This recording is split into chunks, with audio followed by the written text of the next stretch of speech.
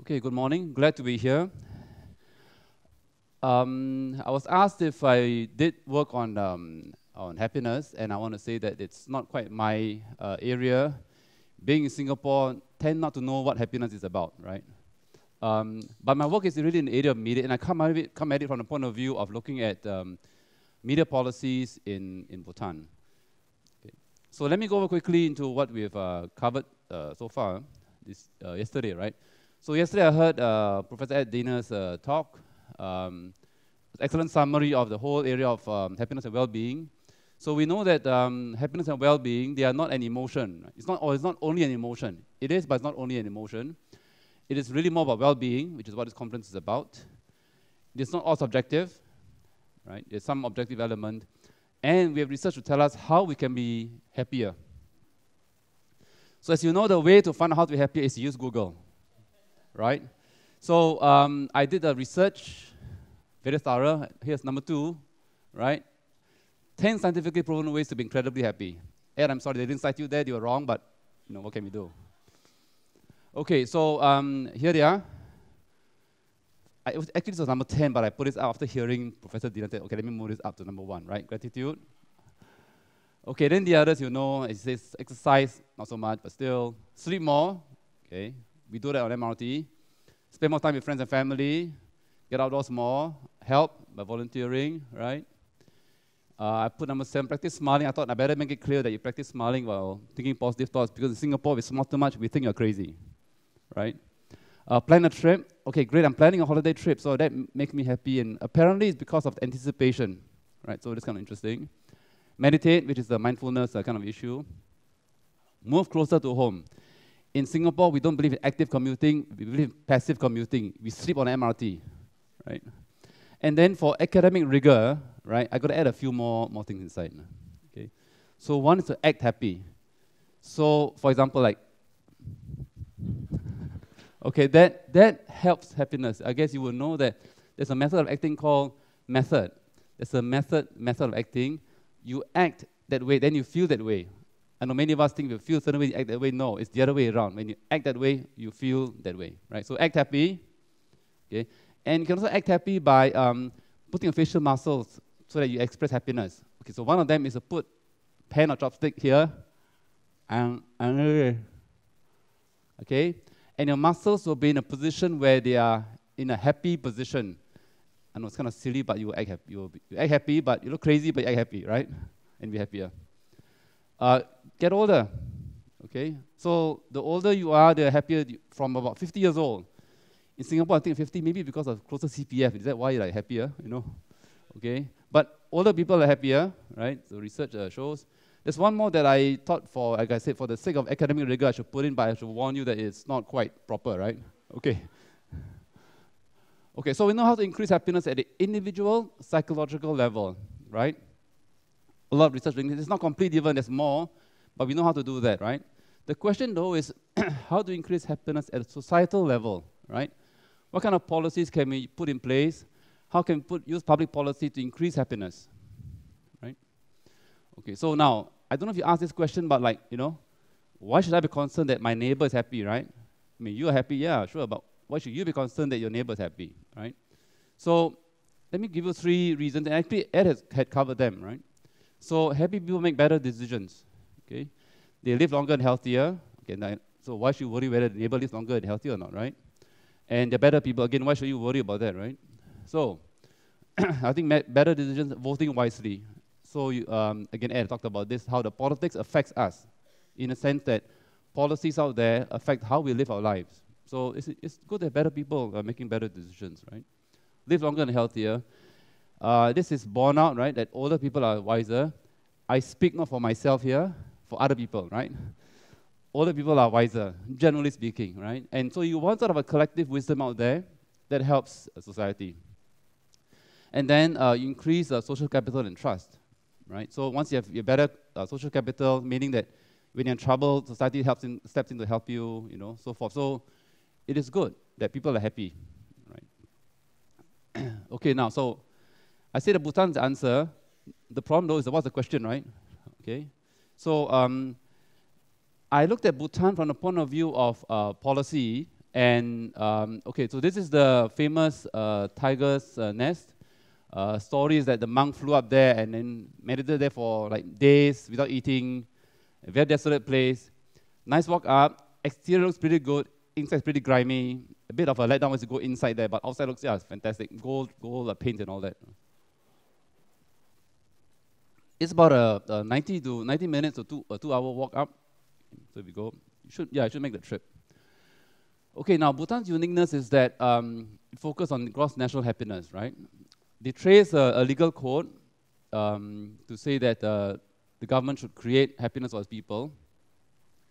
The fourth king of Bhutan, the one who just stepped down, was the one who actually said that gross national happiness is more important than gross national product. And it's now in the constitution, because they became a democratic country, constitutional monarchy, but they have parliament, where they put it in the constitution that the state should put policies to promote gross national happiness. Since 2008, there were a bunch of policies that were rolled out, and so I was invited to look at their media policies in 2011 to kind of review their situation there. And they had a crisis for the media, and the crisis was that there are too many newspapers in Bhutan. So I was there to kind of look at what's happening and recommend policies after this set of initial policies have been rolled out. Okay, so now about Bhutan, very quickly. Okay, so all these, area, population, religion, mostly Buddhist, okay. Urban population is kind of small, 35%, right? So to give an idea of what it means to have that size, right, it's 53 Singapores. Okay, population of this, 1/7 of Singapore. So imagine a scale, right? 300, is it 7 times 50, 350 times smaller in terms of density than Singapore. Okay, so it's between India and China, literally between. So if I put these two marks here, this laser is not so clear, so let me move this mouse here. So between here and here, the northern part is China. Southern part is India. So literally sandwiched between the two. And my take is that identity was chosen, rather happiness was chosen as part of the identity to distinguish itself from India and China. They didn't want to be India, they didn't want to be China. Okay, so it's part of the Bhutanese identity. Excuse me, I have a dry throat today. This is the most taken picture of Bhutan. It's a traffic circle, and they used to have a traffic light. They didn't have traffic light, they didn't put in traffic light, and they said the traffic light is too impersonal, take it away. So in all of Bhutan, there is no traffic light. In Singapore, we'd be like, what are you doing? This man is breathing pollution. He'd be so unhappy. Let's put in a traffic light, right?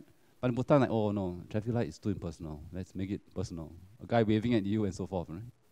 Okay, I know, it's kind of strange, like, what? No traffic light? Okay, and part of identity is in their clothes. So this is the go for the guy, the kira for the lady. I wanted to buy a gold kind of the dress and give a talk. When you talk about Bhutan, I wear a dress, but it's not cheap. A good one is like $500. And I wear like maybe once in 2 years or once in 3 years. Whenever you hold this conference, right, I can lend to somebody, right? Otherwise, like, when will I use this, So yeah, in the end, I didn't get it. Okay, but the go and the kira. Also in their architecture, so all buildings that are built must, I think from 2013 or 2012, must have this in their architecture. Okay, so let me talk about how they went about constructing this gross happiness index. To give an idea that it is not all subjective and quite detailed in how they went about doing it. Okay, so they set up this Center for Bhutanese Studies, okay, and that developed the gross happiness index, okay, and it was applied to all major government policies. Okay, so please note, it's quite a serious point here that that's clear. Okay, so one of them was whether it should join the World Trade Organization or not. Okay, so they have a scale that so many points are given based on this index, and they concluded that it should not join the World Trade Organization, which to me from Singapore was astonishing. Like, how can joining WTO be bad for happiness? But they have decided that it is bad for happiness based on the skill that they have constructed, right? So quite amazing, quite thorough. I think about it, quite serious about applying this index. And my take was on how media regulation might help happiness. So this was where I was brought in to look into this issue. Okay, construction of G&H, I put the sausages there because it is like making sausages. There is a video clip on YouTube about how they make sausages. Okay, don't see it. After that, you don't want to eat sausages. My wife looked at it and said, "Oh, we inside." I said, "I told you not to look at it. Now you eat sausages, you see, right?" Okay, it's kind of a very messy process, right? Okay, they did a pilot survey of 350 people for 8 hours. 8 hours doing a survey. How many of you do that, right? And I'm giving the Bhutanese like, oh, it's late. Oh, why don't you have lunch here, right? Okay, it's a very nice people, right? Oh, why don't you have lunch? So I'm like, 8 hours for a survey, 350 people. Okay, then apparently some minister says, how many people do you need for a representative survey, right? And you must have said like 1,500, 2,000. But the minister wanted, ready, like 10% of the population. Reduce it to 50,000.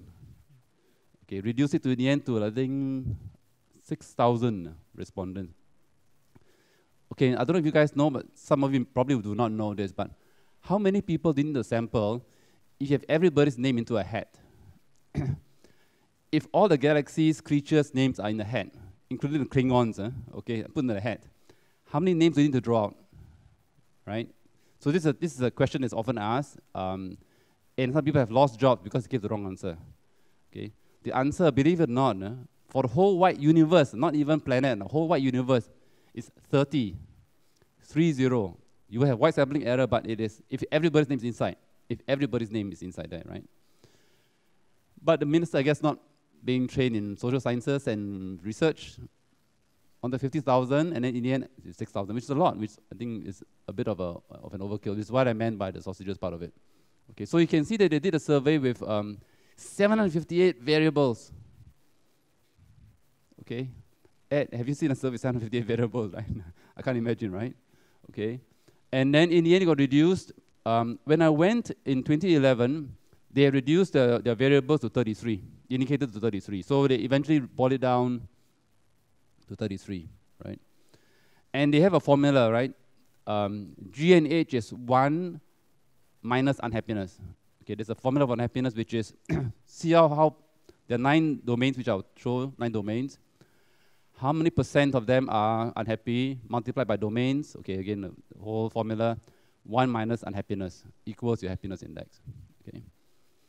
Yeah, so no, you can see it is quite rigorous. And in fact, the scale that was first set up was done by a team from Oxford University. FYI, the husband of Aung San Suu Kyi, who passed away, the husband who passed away, was the author of a book, one of the best-known authors of a book on Bhutan. Okay, so kind of interesting, they're linked with Oxford. Okay, so this is the most recent that I managed to find on the G&H, okay, the index. This is the 4th king, not the current king, this is the 4th king when he was younger, right? And you can see the, the index here, okay. Okay, so you can see the G&H index this year, 7.56, okay, from 7.43. Okay, so above 0.7, above 0.7. Okay, so here's how you operationalize it. And I realize I need to give a lot of background so you understand where this is coming from, right? So they broke down all their 33 indicators. You count them all, the 33, I will show you later on, all 33 here. They're kind of small, and I will blow them up in the next few slides. 33 are below, and then group them into 9 domains, okay, including, okay, I don't know if you guys you can see this, work and sleep, time. How much time you work, and how much time you sleep, part of happiness. And then within that, 4 pillars. So in the end, it got boiled down to, for the work that I was doing, 4 pillars.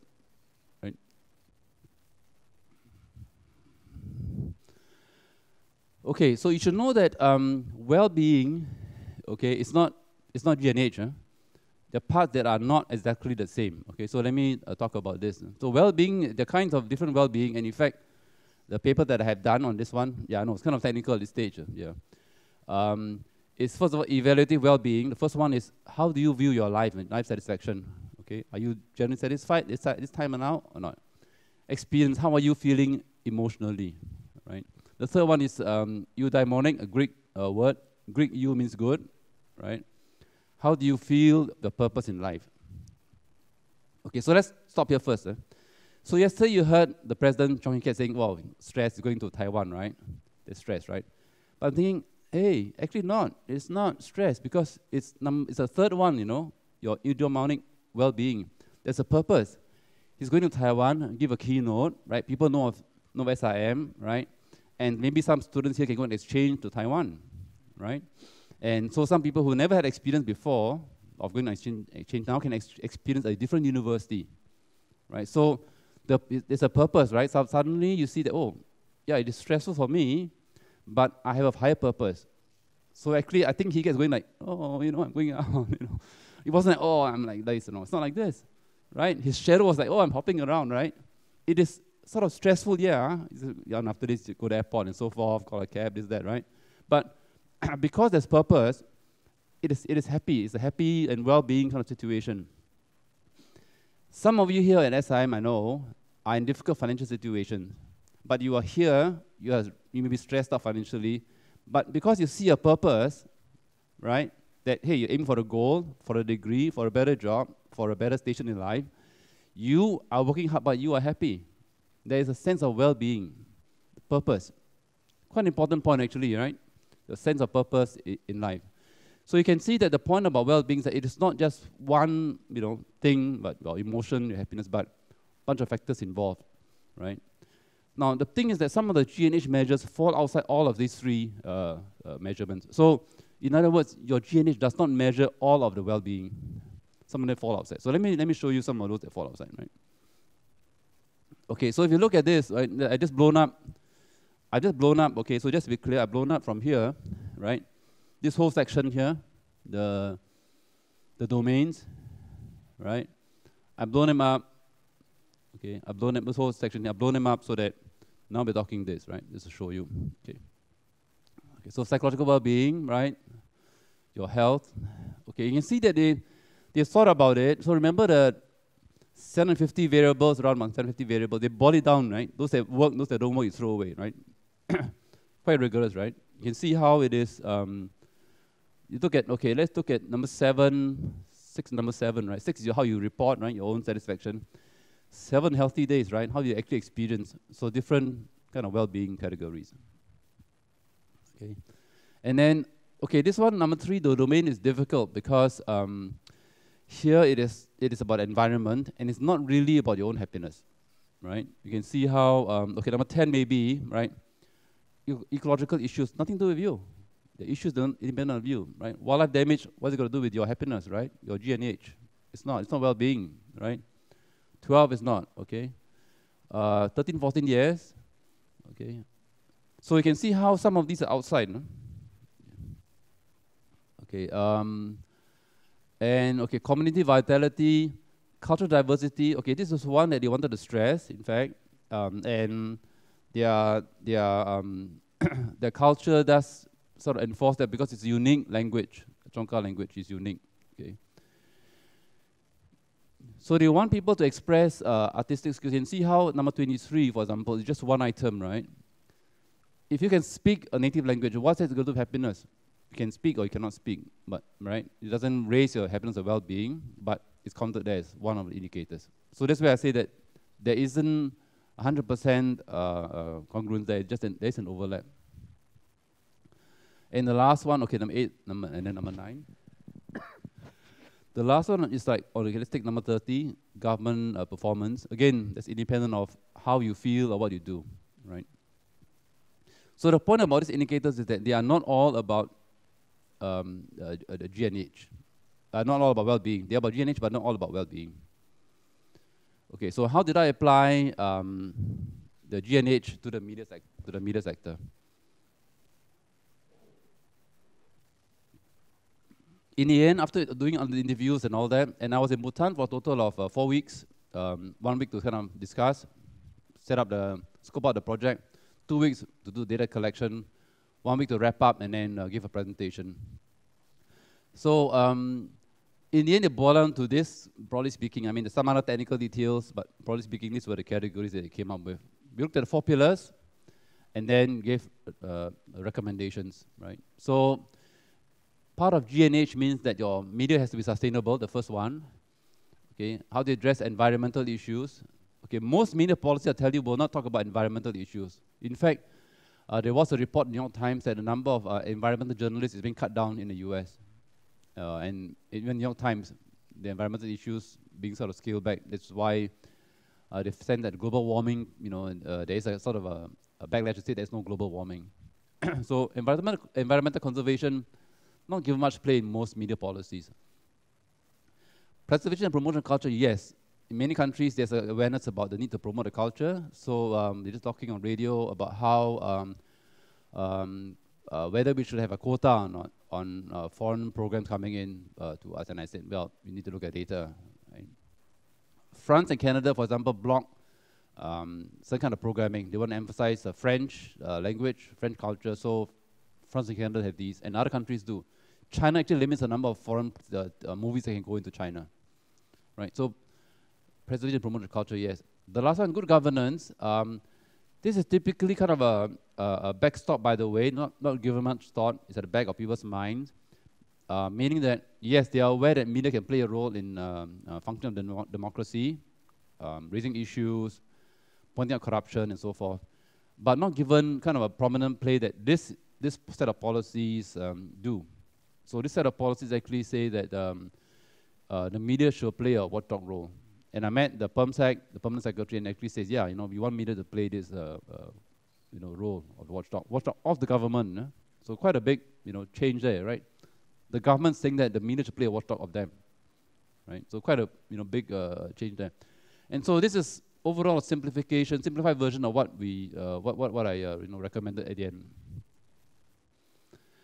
Okay, but to understand Bhutan a little better and how this play out, you need to understand a bit of context. So I'm giving some context. Bhutan was a closed country for a long time. So number two, right? TV and internet just 1999.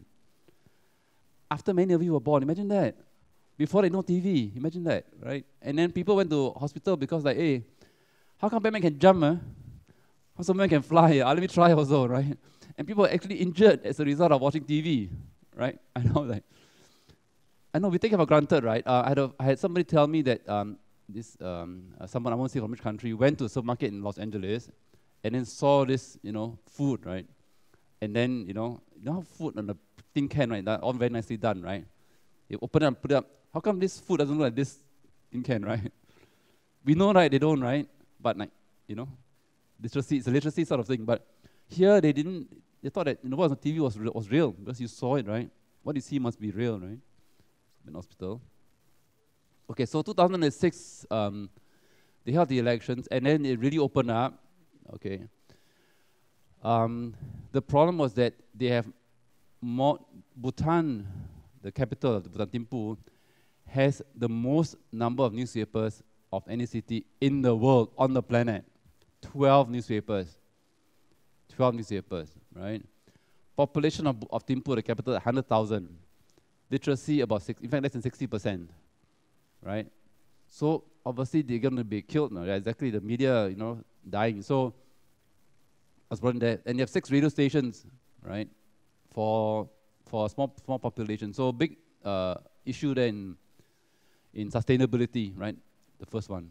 Okay, so all the newspapers except the government-owned Kunsal, that's the leading newspaper, was unprofitable. Quality was bad because you can't pay people, you can't sell.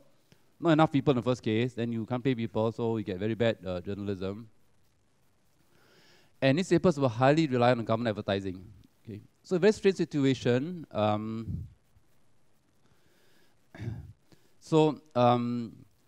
asked the businessman, why don't you guys advertise? And he said, you're a small country. You just use word of mouth, it's enough already. Then, oh no, then how are you going to advertising, right? And so the government is the one advertisers, and the government is the one actually helping the media to survive. So it led to a very awkward kind of situation whereby the government actually threatened one newspaper that we stop all advertising. And in fact, one email actually went out, and then somebody, of course, whistleblower found it and then took it back and says, oh no, we're not saying that, we're reviewing situation and all that. And then, on the other hand, the media because they rely on government advertising, refuse to be audited. You know, audit means you check the circulation, right? Newspapers say you can't, audit us. We won't let you audit us. So the same situation whereby the watchdog is not being watched. So the question then is, who watches the watchdog? Can you imagine how complicated the issue became, right? Who watches the watchdog? And so it got in a bit of a mess as a result of it. Yeah. Okay, so what would it work? So some recommendations that we had. So for financial sustainability, they should share infrastructure, printing presses, telecom network, broadcast and cellular towers. So Bhutan is a big country, right? I mentioned like 50 times the size of Singapore. Okay, so my recommendation was that they share the printing plants, they share telecom towers. That reduces the cost of infrastructure, right? Okay, and newspapers should merge, right? And then you kind of lay out the fact that hopefully they have some sense and then you come and merge. This has not really happened, but newspapers have begun to close. So when I last checked, I just trying to trace about out of 12, about 3 or 4 had closed. Okay, but still not enough really. 3 or 4, you need to trim it down. Remember, most cities in the West have 1 or 2, at most 3 leading newspapers. Okay, London is an exception, but otherwise, most cities in the US, 1 or 2 newspapers, right? And most parts of the world, 1 or 2, and your population is 100,000, right? How can even 2 is difficult, But okay, 2, maybe 3, but not 9, not 8 even, right? So you see there's some ways to go. Okay, so on minimizing the negative influence of culture, the issue is that because Bhutan is small and India and China tries to broadcast their TV signal via satellite, they have all these negative influences, like fighting, right? Because you resolve things through fights in the movies, right? Okay, so fighting is one. Some issues about drugs. Okay, so and what's sort of coming up? Because actually in the Bhutan, they used to have cannabis growing, rather marijuana growing wild. Meaning the roadside you can find, marijuana there. Say, well, what happened? Let me see one, can I find one or not? Let me try. And they say, they feed it to pigs. I said, the pigs are very happy, right? But because they have marijuana growing wild, people come and, tourists will come and then, get them. But they sort of avoided the culture, but now it's coming back. They have a question whether to have a quota or not on the movies. And I said, if you have a quota, but how would they actually enforce it and so forth? So this was a hard nut to crack. Yeah. The counter is that they are actually having those Bhutanese programs. So if you turn on the Bhutanese TV, you have like scenery, then a chongka kind of song, poetry. People do listen. I was surprised. I thought, hey, what is this? Why can't I open the window and see outside? Why am I on TV to see the window? No, okay, we have this poetry and all that, right? So they are trying to balance that. Yeah. Okay, conservation of environment, and this is to raise awareness. And I mentioned that sharing the common infrastructure does help reduce your footprint, right? Your carbon footprint, right? Bhutan may be the first country to go not just carbon neutral, but carbon negative, meaning that they actually supply more energy than use of carbon. And the reason is that they use hydroelectricity to fuel, to excuse me, they use hydroelectricity to fuel their energy, right? And in fact, their major concern was that because of global warming, the glaciers were melting sort of unpredictably. So you can have a flood and then dry up. So they were trying to work on this issue of the environment. It is very clean, by the way. Yeah, if you go there, my research assistant and I, our noses are cleared up. No? Yeah. So to give an idea, you guys know this AQI, Air Quality Index here. Singapore below 50 is good, right? Down there, they're like 22. In the capital, they say, we're getting very polluted, I'm like, 22, hey. Singapore on a good day, we can get to 22. I've seen 22 on a good day, right? 22 on a normal day. And on a good day, get like 10. Like, wow, amazing. This is like mountain air, right? By the way, you can achieve the same effect. You turn on an air filter in the aircon room, right? Turn on, and you come in like, whoa, like mountain air. Right? Okay, yeah. So, yeah, clean air, but some issues of our environment. You can see here though that media's role is quite limited. Media's role is really education, awareness raising. We can't really, intervene on the environment here. Okay, good governance. Now here, this was a major one. You can see some comments that I made. The government's regulatory vision should be holistic. Okay, this I know this is, those of you civil servants know this is obviously code or something. What is saying? What are you saying here, right? Okay. Okay, so they were missing competition regulation. The same issue that actually in Singapore we faced when we liberalized in the year 2000. The lesson is that you must have competition rules first, and then you liberalize, not the other way around. Because then you get your sniping, you get those, some of this weird kind of behavior. So they didn't have that. They didn't have their competition economists. They didn't have media economists. So their view of media regulation was incomplete. You need really a holistic view of that. Okay, and really that contributed to the crisis. Okay, because without these rules and without telling people that hey, the media market is not sustainable, people just went ahead and then had this crisis. The autonomy of the media regulator should be strengthened. Okay, so it's very strange. I don't know how this thing happened. And they couldn't explain to me either. The head was elected the first time, right? And then after that, he was appointed the second time. Okay, appointed by Parliament. So then, how what is he actually supposed to be chosen? Is he elected or appointed? So when I last talked to them, it still wasn't clear to me, right? And by the way, the media regulator doesn't report the government. It reports the Parliament. So they have quite a strong regulatory system. In other words, let's take our IMDA, right? Our media regulator. Here it is created by government, right? In most countries it is created by government. But in the case of Bhutan, what they're saying is that the media regulator reports publicly to Parliament, not to the government. Right? So in a way, it is independent. So in a way, you can criticize the government, right? So it's overall a robust structure, but some strange kind of odd little things happening within that. And then the final point about independence of the media, right? But it was an odd situation because the permanent secretary had been editor of Kunsel. FYI, he married a Singaporean who had worked at then RTS, Radio TV Singapore. Right? You're like, some of you are like, what is RTS? Never heard of it before, right? Okay, and so he's kind of into he's quite friendly to media, right? And so he actually wanted independence of the media, but he said the media has to be accountable, right? How can you not have audits, for example? So kind of a conditional sort of thing. You can be independent, you can be a watchdog, but hey, you guys, you could need some governance on your part as well. Okay, so some implications. Okay. And I was kind of concerned about some of the time that I have. So in fact, I cut this part. And I guess if questions, we can explore that. I think the implication, first of all, is that you cannot ignore economics. And I think kind of interesting that Ed had talked about this point, that very high correlation. When I heard 0.82, I almost fell off my chair. Good thing the armrests would have fallen off, right? 0.82 for any kind of correlation is amazing. You don't hear that. Typical our correlation very, very small. 0.4, you're like, oh, I'm jumping for joy already, right? I'm going like this already, right? Right? So 0.82, amazing. Okay, but you cannot ignore economics here, and it shows throughout. No? So I was brought in because there was a crisis in the economic front, right? Really unhappy situation, right? Not sustainable. Okay.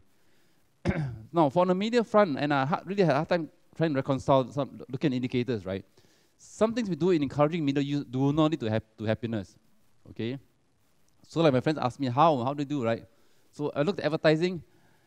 Advertising doesn't lead to happiness because advertising means that you want the guy to consume, right? There's a bit of like, I should get this thing because it's good, right? It's better, right? It will make me feel slimmer, fairer, more beautiful, more hair, more muscular, taller, shorter, whatever, right? So there's a sense of you're capitalizing on someone's unhappiness. That's why you got to get this product or service. So I couldn't reconcile, but I found it difficult. Yes, some advertising may be good, but a lot of advertising is not. They build on your emotions, right? And you guys will know, and a whole bunch of research in this area right now, right? Like your greater Facebook use leads to Facebook envy, right? So, of course, Facebook use has fallen a bit, okay? But the idea is that the grass is greener on the other side. So you see, like, if you look at Facebook, all your friends are like on holiday, having a fantastic meal, right? Celebrating birthday, right? only good stuff, right? Nobody puts up, very few people put up like unhappy stuff on Facebook. So you're thinking like, oh, wow, the world is having a better time than me, Okay. So if you keep on using Facebook, and it's been found out in research, right? That the greater use of Facebook, you end up feeling depressed because, oh my goodness, everybody in the world is going good except me, right? Okay. So there are some of these negative sides from using media. Not talking also about sleep, about lack of sleep, right? Because of watching TV or watching Netflix on your computers, right? And then smartphone use, okay. There's of course there's some addiction here, sense of withdrawal, right? You feel uncomfortable with my phone, right? Like, I'm missing that, okay. I don't know if you heard of this term, continual partial attention, and I see this in some of my students. Teaching four classes, and the class that every class would have like 1 or 2 students who were like every few minutes start checking the phone, for messages. This is called a continual partial attention, meaning that I pay attention partly to you, and I pay attention partly to the phone, right? So my daughter says that she can do both, and the research says cannot, and she says, "Do you believe me or do you believe research?" And I say, "You're asking me a very hard question. There's only one answer," right? What they've since found is that when you have continual partial attention, you actually become more depressed. You are really unhappy. Okay, you're unable to focus so well. You don't pay attention to things. You don't observe so well. Right? So, continual partial attention. I find this for myself also. So I become to consciously sort of put the phone aside, like switch it off or airplane mode or whatever. Even when not asked to, and then just so that you can focus better and pay attention. FOMO, you guys will know, fear of missing out. Okay. Fear of missing out, like, oh, I better keep track on my WhatsApp so that I don't miss out anything, right? Fear of missing out. Quite known phenomena in this field, okay? And I have no answer to this. Like, what at the policy level, individual level means that yes, you can, try and avoid doing these kind of things, but at a policy level, I have no real answer. Okay, from the Bhutan case, a couple of things that sort of spill over from there. One is that for Bhutan, it's a small country, the policies are different from that of large countries. So in fact, I've begun to pursue a whole area of research looking at media policies of small versus large countries. And I'm finding this to be the case, that the media policies indeed need to be different. Okay, so I've gone to Timor-Leste, Slovenia, Macedonia, Serbia, small countries. Small meaning less than about 5 million population. In this case, both are all about a million. Singapore is 5 million, but the rest are about 1 million plus. And the main concern for the media in the small countries is that of small media markets. Okay, so for media, we have what we call high first copy cost. So the first time you produce it, it's very expensive. Second time, it's only a copy of the first one. So the cost is very, very, very small. So very high first cost. Second cost is like pennies, right? But the first copy of whatever movie is very expensive to make. After that, everything else that you duplicate, right? So when you have a small media market, what happens is that your first copy cost divided by the number of people becomes very high. Whereas if you have a big market, the first copy divided by a large number of people, the cost becomes very low. So that's one concern for the media market. What it means that the media markets or small markets are very challenged financially, actually, right? So how do you address this issue? So I'm looking at this issue. The second one on Bhutan would be, if indeed we look at, okay, I mentioned economics first, right? But what if we don't look at economics first? And I'm not, maybe Ed could look at this issue, right? Or others here as well. What if we look at media policy, other policies, not from the point of economics, but let's assume some level of economics, right? Sustainable, not hugely profitable, but sustainable. But then look at it from the point of view of happiness, of well-being. What would the media policies look like? Okay, what would advertising look like if we say, let's not encourage more consumption than needed? Right? It's a radical view, and I have no ideas on how, what we mean, right? I've not thought about it much further than this, right? But maybe from Bhutan, we can see how they would actually implement it. Right now, they haven't really gone into this area. They've begun to look at advertising and how they can parcel it out, but not so different from the rest of the world. Not so different. So I don't see a major change then, right? Okay, so on Bhutan, well, yeah, they like Singapore because, look at the La even, right? It's like us, right? They use La as well, right? So for Bhutan, yeah, the lessons I got was intriguing, and they are quite happy people. But I think that in terms of application, it is a challenge on how to apply the policies to us. Yeah. So on a note, thank you all for your attention. And time for Q&A, of course. Yeah.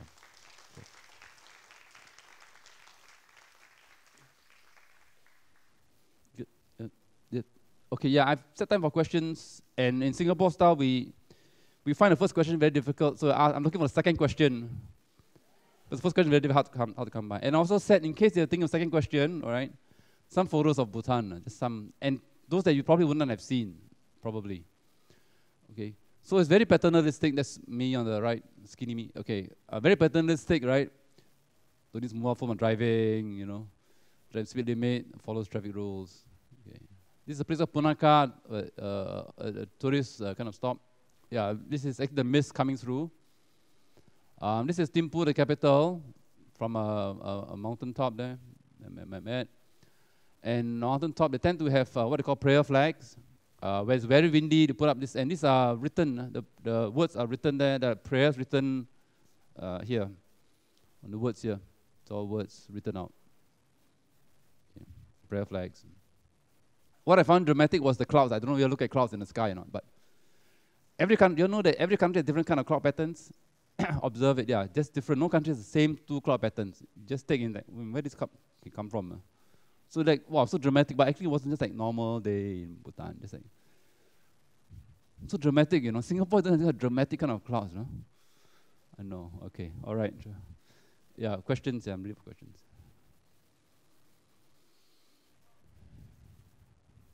There's no sound, oh, okay. Well, thank you, Professor Peng for the very interesting talk. I'd like to ask about censorship in the media in Bhutan, considering that they are very religious people, I suppose. Are there strict censorship rules that they have in accordance with their religion? Thank you. No, not as far as I know. I didn't observe censorship. In fact, they're quite liberal. And in 2008, when they drafted the rules, in fact, I was in a running for developing their media rules. But then they got some Danish inputs, and the Danes got someone from UK to draft the rules.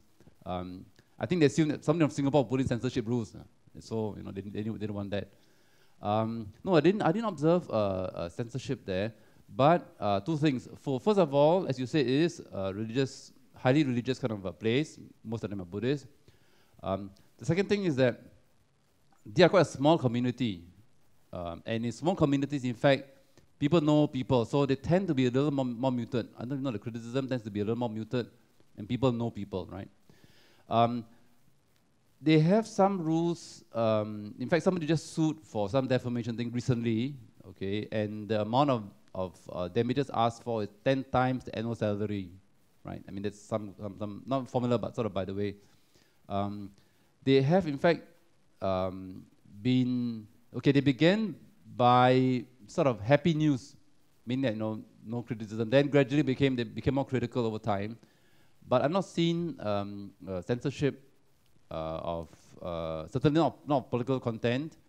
But some blogs have been blocked for untrue statements and stuff like, sort of linked to defamation, but not so much on the kind of censorship that we think of. For example, on hate speech, things like that.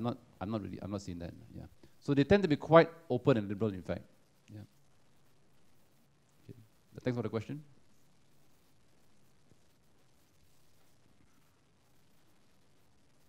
Okay, so that's the second question now, yeah.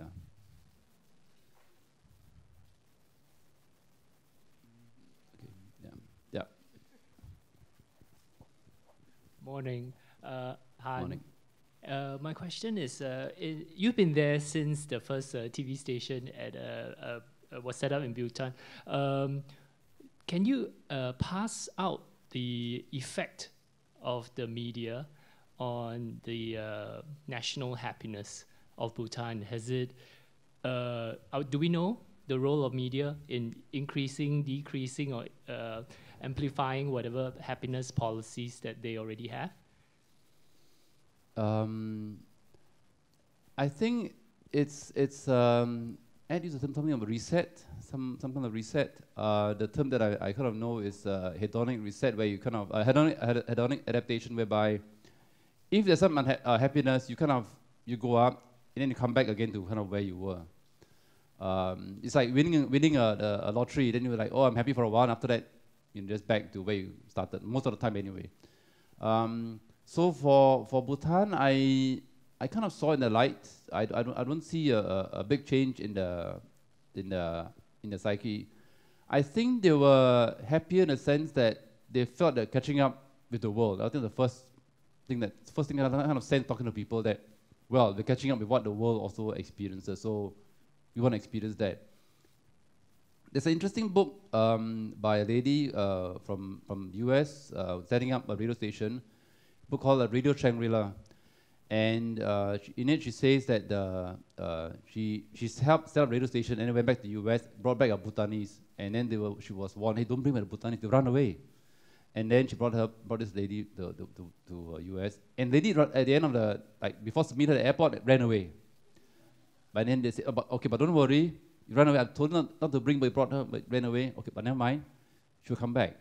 And true enough, like 3 months later, the lady came back.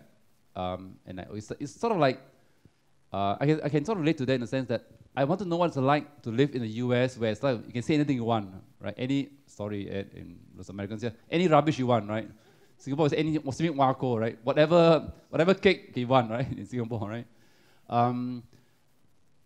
And I want to feel what it's like to be there. And after that, okay, I know what it's like. Okay, I'm satisfied. No, let me go back to Singapore. So the sense was that, like, okay, this is like what it's like in the US. I'm satisfied. And let me go back to Bhutan now. So there's a sense of like, okay, I experienced it. I know what media is like now. So I'm back to where I am. My sense a little bit happier in the sense of catching up in the world, but otherwise I don't see a big, talking to them anyway, I don't see a big change in their lives. Yeah. Okay. But someone there, yeah. Did you have a question?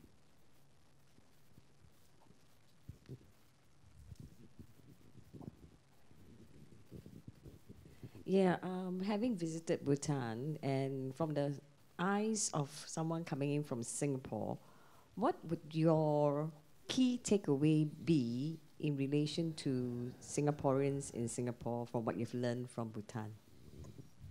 Okay, I think if it's in Singapore, a bit of fantasy of Bhutan, because I also like, I must, Bhutan's on my bucket list, like, you must visit Bhutan before you die or something, right? Because we all like, we're so stressed out, we don't know what happiness is about, and I don't know how, the ranking, I thought Singapore ranked very low on happiness, right? Exactly, yeah, we thought ranked very low. I think the takeaway that I get is that for the Bhutanese, it wasn't happiness, not G&H, nor is it really well-being they're talking about. It's really contentment, a sense of contentment. So you are, in a way, sort of back to religion, because the Buddhists talk about contentment. You are sort of satisfied. So actually, the slide that Ed showed about Monarch is, to me, spoke about contentment. Like, I'm a rickshaw puller, and yes, they pull, Kolkata, they pull the rickshaw manually, barefooted, and in fact, I refused to take a ride. I said, how can I do that to this human being, right? So in fact, I paid him, a few $100, take a photo, and then I just couldn't, I can't do that. Sense of contentment, that whatever my station in life, I'm contented. And in some ways, there are things to be contented about. Like clean air, which we can't take for granted here, right? One guy, civil servant, told me that he had spring water coming up in his house, like a spring, And I was like, wow, amazing, like, hey, right? Hey, no need for PUV water, right? Amazing. So they have little things like that to me anyway, it's like, okay, so like yesterday, okay, I have something special, right, in this area. I'm living temporarily for free in a semi-D. Okay, long story. My mate grew some bitter gourd. Last night, the bitter gourd ripened. I had 3 bitter gourd. Wow, what a deal, right? In Singapore, right, it's a big deal, right? You have grow your own vegetables, right? So you have little things like that tell you that, yeah, it is station in life and sort of contentment. So I think one takeaway that I have was like, how can I be more contented? One thing I took away was, how can I be more contented? And what do you need to live in life? So I don't know if you read a book, Marie, I would recommend it. Marie Kondo, I'm probably like some of a hater. the magic of tidying up. And I've done it. So what happened is that because I moved to this semi-temporarily, right? You take your shirt up, right? All your clothes up, and you say, does this shirt spark joy or not? Doesn't spark joy, throw away. Give away, throw away, whatever. I've trimmed down my shirt. It's like, okay, this shirt, yeah, sparks joy. This tie, yeah, sparks joy. My socks sparks joy. My pants spark joy, yeah. So, doesn't spark joy? Take it away. So I actually have a smaller collection, right, of clothes, but I'm not contented. So I thought that's one kind of takeaway for me from Bhutan, yeah.